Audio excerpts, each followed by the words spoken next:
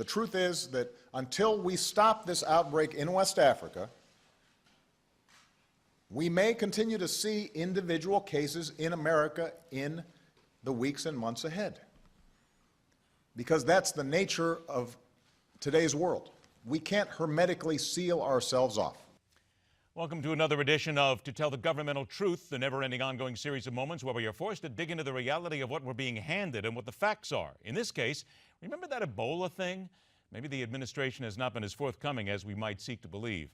On this, a pleasure to welcome back to MidPoint former Emmy Award-winning investigative reporter for CBS News and the author of Stonewalled, My Fight for Truth Against the Forces of Obstruction, Intimidation, and Harassment in Obama's Washington. Sharyl Attkisson joins us. Sharyl, thanks so much for joining us. Thanks for having me. This is very interesting because in your report recently you found that the CDC is covering up the numbers with regard to Ebola. What would they have to gain by this?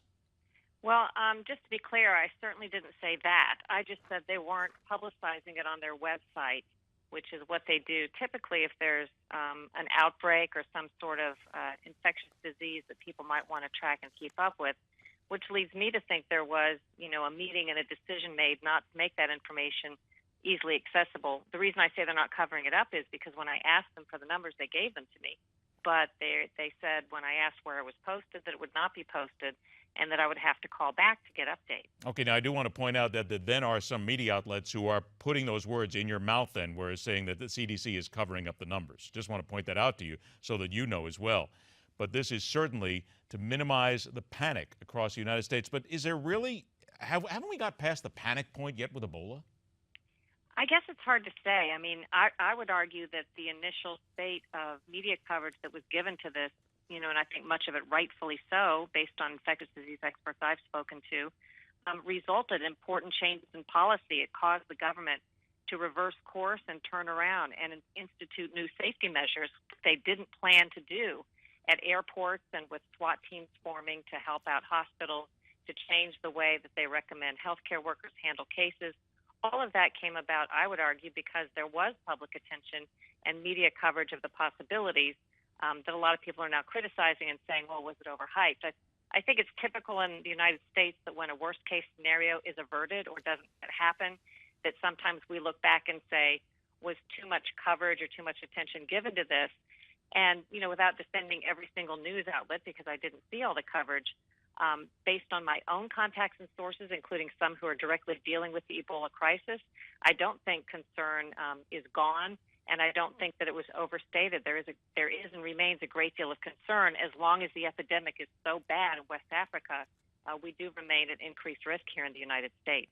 What, if anything, is the Ebola czar doing?